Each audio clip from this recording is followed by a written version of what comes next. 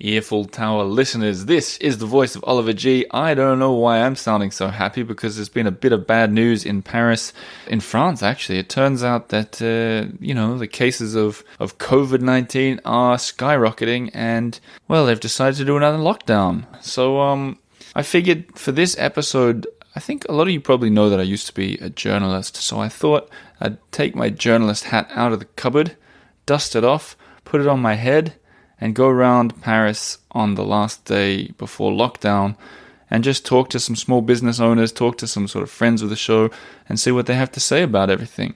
Now, there's a few sort of things I should explain before I get started. First is this was recorded on Thursday, October 29th, which was the last day before the lockdown set in.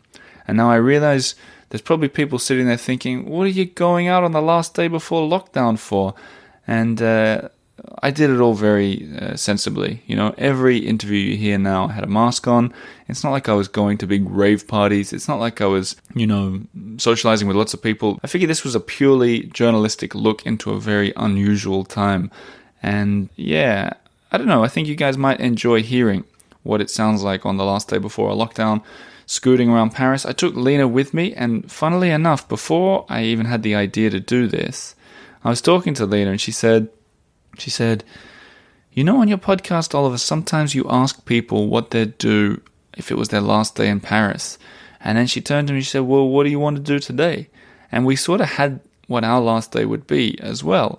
So that's going to be spliced in. We went, as we were scooting around to visit some of these businesses, we went to some of the places where I guess we wanted to see before we get locked down in our tiny, tiny little Montmartre apartment again. So let's start with the facts. Here is from the horse's mouth, as it was. On Wednesday night, President Emmanuel Macron addressed the nation, live video. Here's the sort of main 20 seconds. I'm not sure if you guys speak French, but you can listen to it first. Here it goes. Augmenter les lits de réanimation. Aucune de ces solutions n'est suffisante en l'état actuel. Il faut aller plus loin.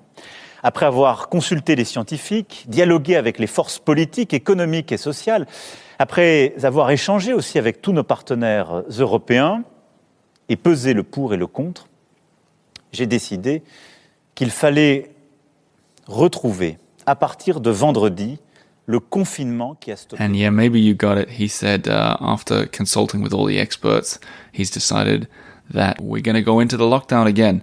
More details are becoming clear as we go, but as you're going to hear from these interviews today, it's a lot of confusion among some of the people in Paris.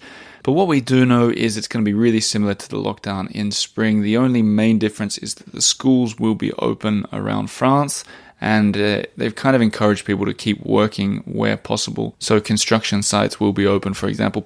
I think it'll be easier for people to get into their offices or to do work that needs to be done. Shops will be closed, only essential places will be open. But anyway, look, I'm going to try and make this a bit fun considering everything. And it's going to start with me walking into a sort of brunch restaurant that I think should be ranked among the most hippest and coolest and best in the city. It's called Papilles.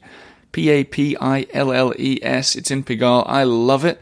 And this podcast will start with me just chatting with the guy in French. Now, I'm going to let it run for I've never done this before. I'm going to let it run for a full minute of the conversation. And in case you don't speak French, here's the gist of it. You can try and listen out for it. He says, yeah, we're open. It's the last day before the end of the world. He says that they stayed open through sort of the last lockdown. They're working with Deliveroo and Uber Eats.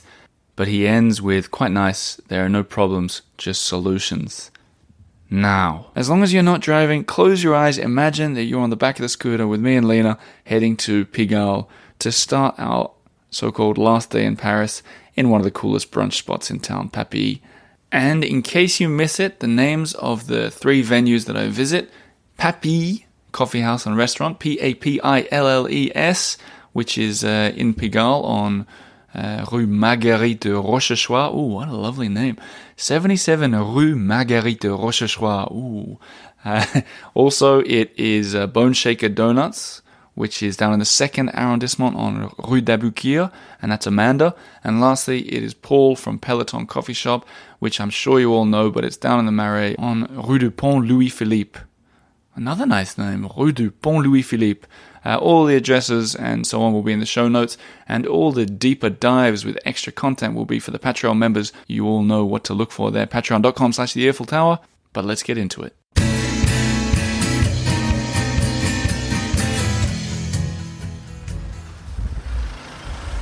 Salut, ça va? Ça va ou quoi?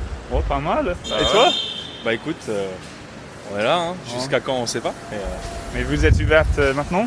Pour le Ouais. petit-déj? Ouais, c'est peut-être le dernier avant la fin du monde, on sait pas. Oh là là, ok, mais on va profiter bien. Quoi. Ouais, du coup on a beaucoup de gens aujourd'hui qui vont venir. Ah ouais? On a plein de raisins, plein. Et qu'est-ce que vous allez faire maintenant? Parce que c'est le lockdown pendant... Nous on va rester ouvert à emporter, Ah ouais. et à emporter en livraison, et essayer de survivre, hein. On va faire comme on peut pour sauver le business, et puis voilà. Hein. Ok, mais On courage. Ouais, c'est une occasion d'essayer de se renouveler, trouver d'autres trucs, et puis voilà. Hein. Alors, vous allez commencer avec click and collect. Ouais, bah, ça fait un moment déjà qu'on a Deliveroo et Uber Eats. Ok. Déjà pendant le premier confinement, on avait réouvert et ça avait sauvé les meubles, on va dire. Ouais. Et puis bah là, on va essayer de se renouveler, de trouver des... Il n'y a pas de problème, il n'y a que des solutions. I like your optimism. Sure. Thank you. We'll start with breakfast. On va commencer. Merci beaucoup. Enjoy.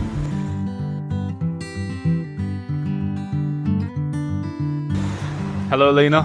Hello, Oliver. And hello, everyone at home again. How did you go with the French? I let it run on a little bit longer than you'd walked in already, Lena. Yes. But he said a few things there. Firstly, just in the gist of it was that they're going to stay open for Deliveroo and so on. But there was a cool phrase he used in there that I hadn't heard before. What was it? Sauver les meubles. Save the furniture? Save the furniture. And it kind of translates to, like, imagine if a house is burning down. It's like, save the furniture. Yeah, It's right. like, save the bacon. Save the bacon. Or save the day, maybe. But that's what I he never said. heard that one. So, yeah, he also said that before the end of the world, it's the Yeah. last day. So Yeah. there's a bit of a weird mood going on. It is a weird mood. People, it's the only thing people talk about. Yeah, For sure. For sure, everybody. Yeah, you can see it's on people's mind. People are doing like shopping. I saw people stocking up on stuff again. So I don't know what's going to happen with that. But everyone, just to paint the scene, everyone's wearing masks everywhere, including us now. Yes. And if we we're sound a married. bit muffled. But seeing it's our last day, your last day too, where would you like to go next? Boneshaker. Boneshaker Donuts. Let's go and see if they've got any stock left. Okay.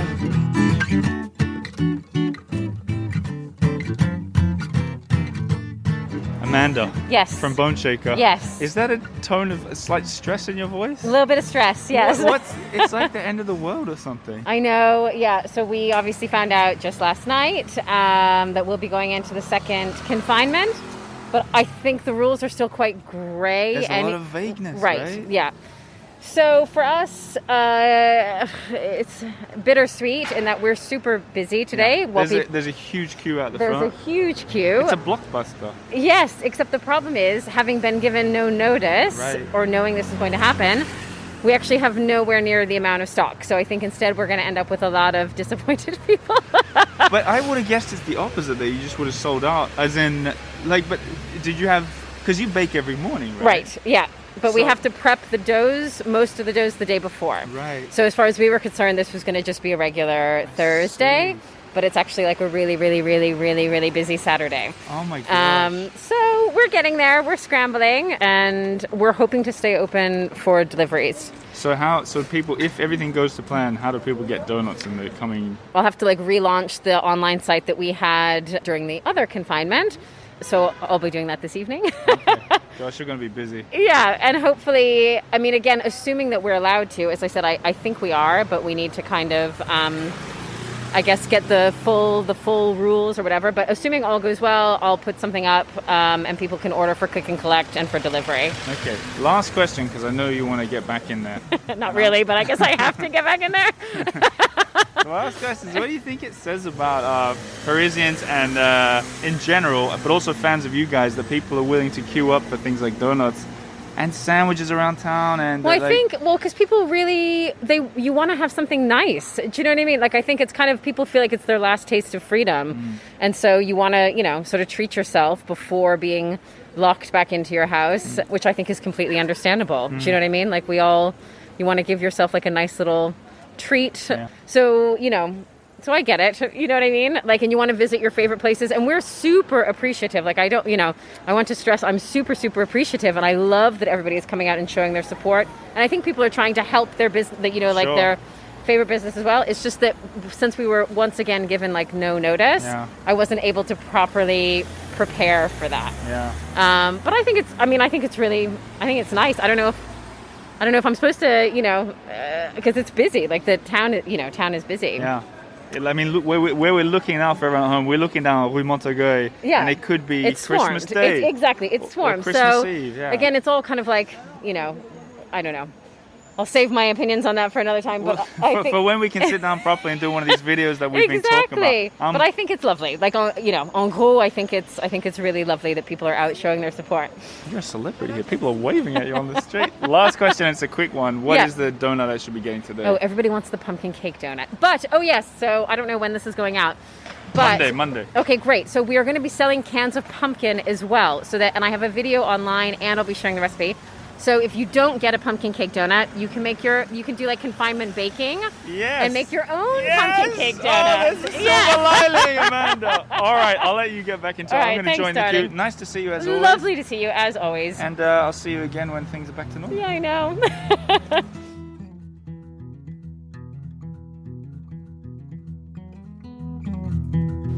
The Luxembourg Gardens. Jardin du Luxembourg. AKA my favorite. And we figured that we'd come and just check this place out because while the parks are said to, they're going to be remaining open, that's only visitable, is that a word? It's within reach? You can only visit them if you live within a kilometre of them. And I'm sure you guys at home know that the Luxembourg Gardens are on the left bank and we live on the right bank. And quite far away. Yeah, far away. As far away as you can get, basically. But while we're in here, I'm sure everyone at home knows what the Luxembourg Gardens are. But in case you don't, it's the big, enormous, beautiful gardens of the 6th arrondissement. And I've got a little bit of trivia for you, Lena. Ooh. Do you know why it's called Luxembourg Gardens?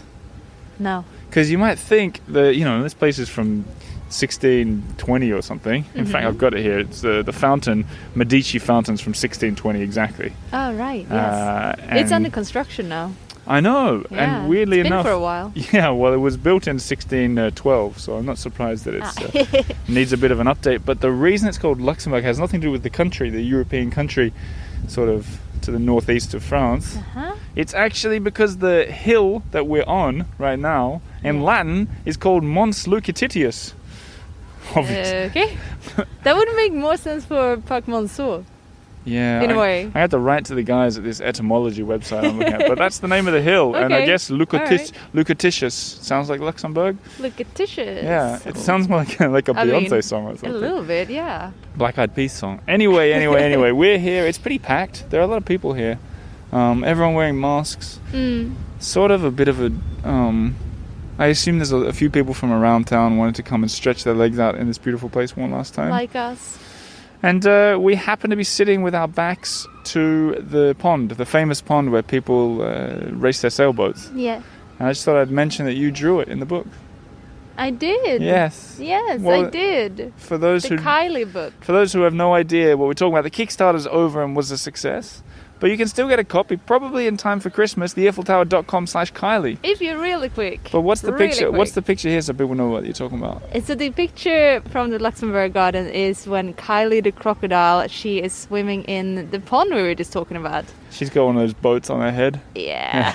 Just playing around a little bit. if you're brand new around here, we're talking about the Kylie the crocodile who escapes from the canal every night and explores Paris. Based on a true story. Based on a true story, but more about that at another point. I think we're going to head to the river and a very favourite cafe of mine in the Marais. Okay, sounds nice. See you there? Yes.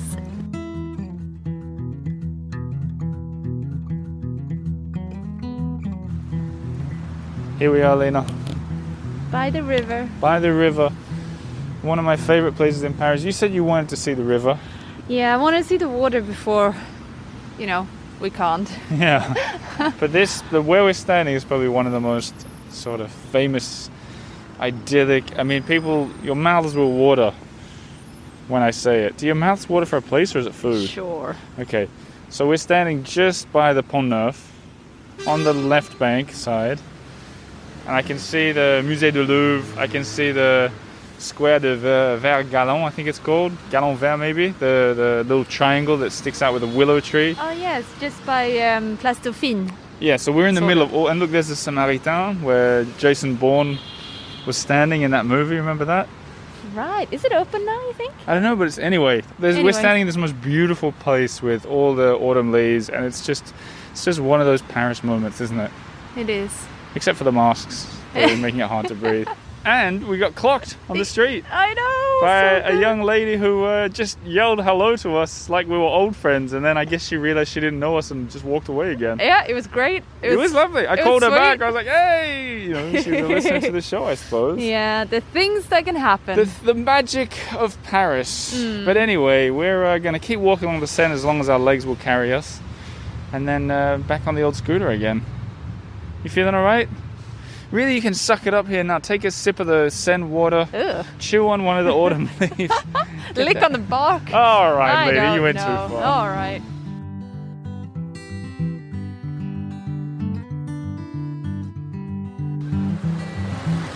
Peloton Paul. Hey, Oliver, good to see you, man. It's good to see you as well. Under very different circumstances. I know, it just seems the other day we were just, hanging out in the sun, stooping, just, Stooping. Yeah. Yeah. It feels like just the other day that you and Christian rode out to my studio in the, what was it, like 19th, it 20th? It does. So much has changed since then. So much has changed, but... A lot of good stuff. Yeah.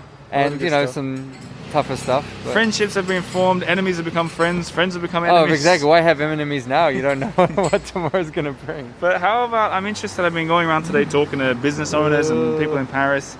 Oh, you just sort of almost winced. How are you feeling? I mean, a mixture of all emotions, I think. Obviously, a lot of anxiety and frustration. A little bit more anger this time around, I think. Why the anger?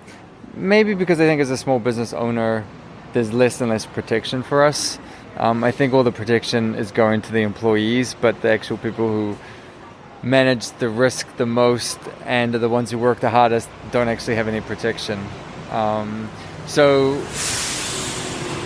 when Macron said that he was, no one's going to lose their jobs, well, that's fine, but he didn't say he was going to prop up the business owners. So anyway, so that's where the anger comes. But pretty much all the same emotions, I think, as kind of everyone else is feeling. On a sort of more positive note, not that, it's terrible what you said, but even just the fact that since we've been talking, 2 people have said hello to you. Oh, yeah. Oh, no, that. Oh, amazing. You know what? What's changed dramatically is in February when we locked down the first time, the community wasn't what it is now. And I think today is evident of everyone coming. And I feel like it's the last day of high school. Everyone is excited, anxious, nervous. You don't know when you're going to see your friends again, but God, you're happy to be with them right now at that very moment. So I know that we're going to make through this simply because our community is really strong and they really love us and we love them and they need us just as much as we need them. And in the last 6 months, that's kind of what we've developed. And so that's actually the big positive out of it, and just people coming and being like, good luck, guys. One guy yelled out to me, Paul, a French guy as well, so he was like, Paul, je t'aime, bon courage. I was like, wow, that's super sweet. I bet that didn't happen on your last day of high school. No, it didn't, In your last day of high school in New Zealand, do you all sign Oh, that's each true. other's Yeah, they t-shirts? do, yeah. Maybe I should start that tradition as well, everyone can sign. But no, I think just the connections of the last couple of months have been awesome, which makes closing down, I know, bittersweet because you realize that you are close to all these people and, you're not going to see them for the month, and that's the bummer part. And just a note, also a negative note, I'm afraid. I thought we're staying on the positive We'll come back, note. we'll end on a positive, but Okay, just go. thinking about the bike tour company. Well, all the companies in Paris that have been really hard hit, it's got to be the tour. That's a completely decimated to the point where I barely even think about it anymore, because of just the complete destruction of a very very successful company. Yeah. Like, to the point of, like, I'm not even. It's over. Well, in my mind, right at this very moment, it's over until every single person in the world is vaccinated and things get back to normal. Okay, geez, so I'm going to bring it back up again. Oh God. Okay, can I bring it back up? Please, yeah. Well, because what we did then, and instead of doing bike tours for tourists, we started doing road riding for the locals. So when you say road riding, as in vélo de course, road riding, as in, like, I don't know, how do you call it? Getting out there and between 50 and 100k. Yeah. And we've actually created a small community about people who want to get out and discover the countryside of Paris. I love it. And that has been awesome. Yeah. We haven't figured out how to make money out of it yet, but it doesn't matter. These things come slowly. Yeah, I know, right? I learned that the slow way too. But listen, it is about community, I think. And you guys have a good community. I know that the Eiffel Tower community loves you guys. Well, the Eiffel community has been very supportive of us. Oh, that's good to hear. Keep doing it, guys. And keep an eye on these guys and everyone in Paris, really, on social media. Even if it's just sending a little lovely comment, it can brighten. For sure. Yeah. We had a couple of comments last night from people who just wanted to say, hey, we're thinking of you, and that's really cool. So there you go, guys. There's the call to action. Paul, I know there's a silver lining to every cloud, and a pot of gold at the end of every rainbow. Oh man, I love your quotes, man. And I know there's a warm coffee at the end of every conversation too. So on that note, hopefully, I'm looking forward to. Do you remember at the end of the last lockdown when I came in here and saw you guys right as the lockdown was ending? Yeah, I remember that. It felt like seeing old friends. It must have been months. I'm looking forward to that moment again. Yeah, actually, I think there's going to be a few of those moments over the next 6 months. And hopefully just the next 6 months and not the next 6 years. Yes, exactly. Good. So, all right. On that note, bro, thanks for making me laugh. Thanks for making me laugh as well. And I'll see you. I'll see you for a coffee now and a chat in another couple of months. Sounds good, man. Take care.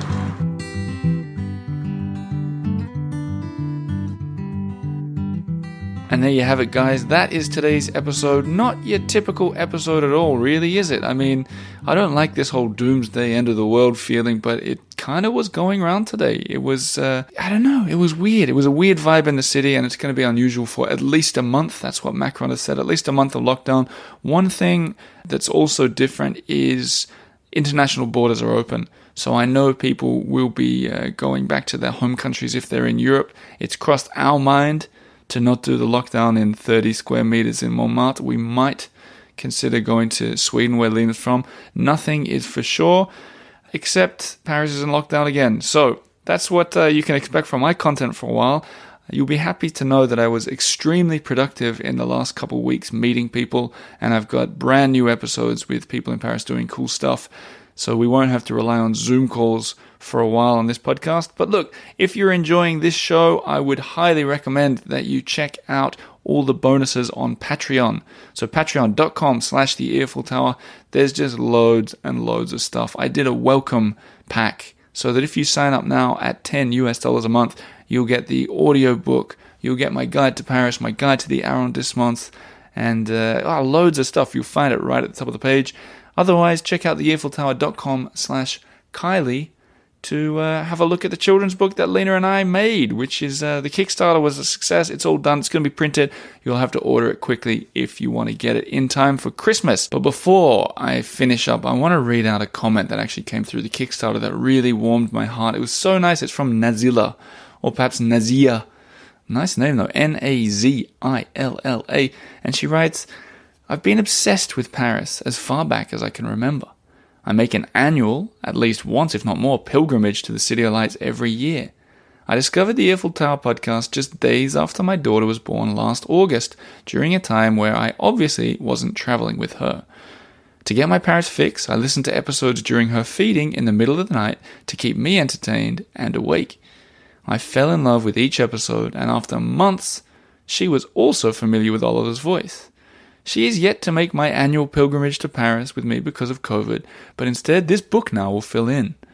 What better gift than to give my 1-year-old her name in such a beautiful book?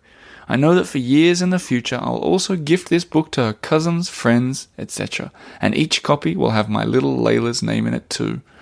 Thank you, from Nazilla. Oh, what a lovely email. What a cool thought to to think that I guess Layla is officially the longest, I was going to say longest serving listener to this podcast, but that makes it sound like a prison sentence. But the fact that Layla has been listening since birth and for all her life, that's got to get us straight into the VIP MVP members hall for the Eiffel Tower. If I ever meet you, little Layla, you are an MVP, and Nazila too. Thank you so much for the touching email and for supporting the book. What a lovely thought. Just, emails like that make it very easy for me to keep going. So thank you for sending it in.